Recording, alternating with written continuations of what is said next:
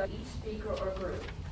Speakers are encouraged to provide a copy of the comments to the board clerk. Organizational affiliation if the spokesperson represents an organization.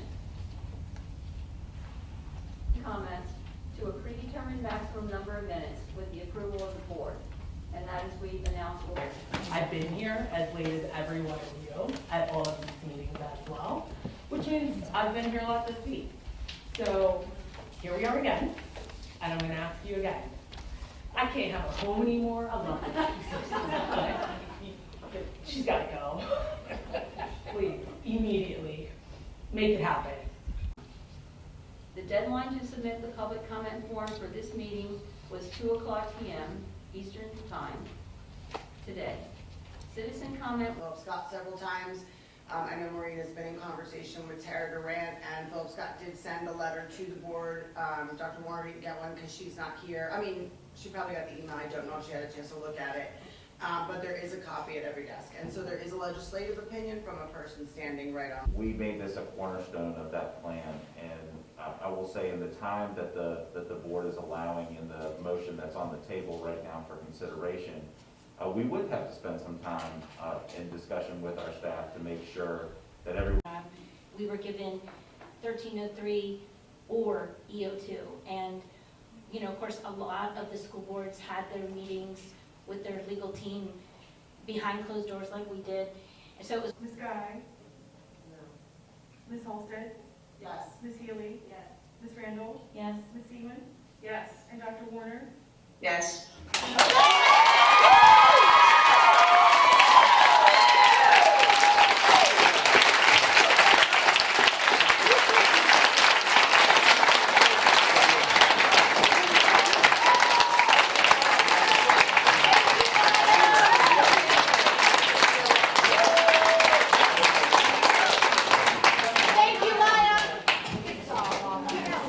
All right, Dr. Taylor, if you would just say your name first and last for me and fill it out. Thomas Taylor, THOMAS TAYLOR.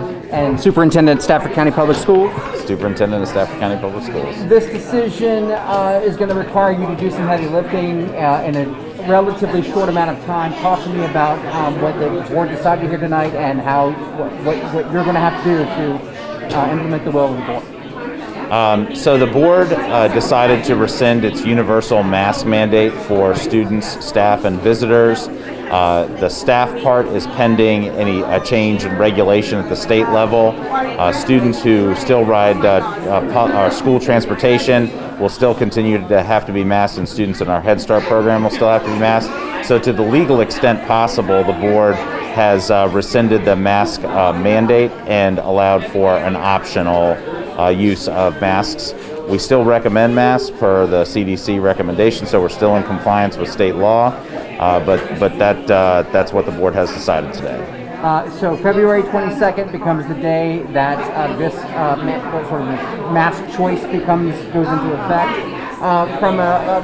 What has to happen inside of your school buildings to communicate this message to people inside the buildings, to parents who are at home who may obviously not be here tonight?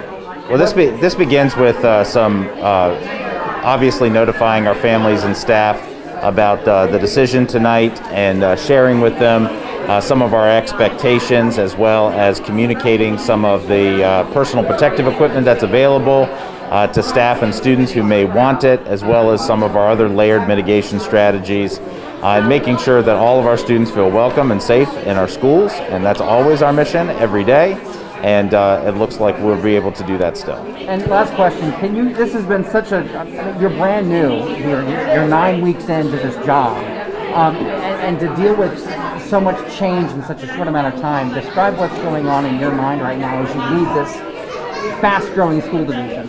Well, it's an interesting time to be in public education, period, but Stafford County is a great commitment, a great community. It's a great place to live, work, and learn.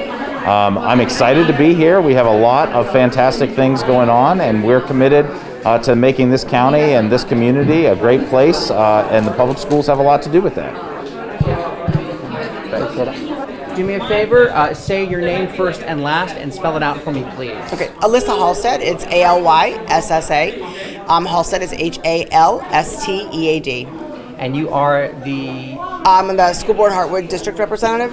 Hartford District Representative on the Stafford County School Board. Walk through what happened tonight. This is a big course change when it comes to masks on school children. Walk me through what happened. So I think the issue here has been this struggle between, let's face it, it's been parent choice. It's been law of EO versus law. It's been vaxxed versus unvaxxed. It's been masked versus unmasked. And we forgot that it's kids trying to learn. And we've been sacrificing their education for far too long as this has gone on. So the fight really has been, how do you measure whose story is more important than the others in a public setting? No one's story is more important than the other one. So there has to be a way to begin to move forward so that we all start just looking at each other like we're in it together and not one above the other. This was a campaign issue for you, getting mask choice into schools. What message does this send to parents who are clearly seeing a change in the current on their county school board? I didn't run on much. This was one of the ones, because I wanted an we, not me campaign. I have a background in public health, so this was a pretty easy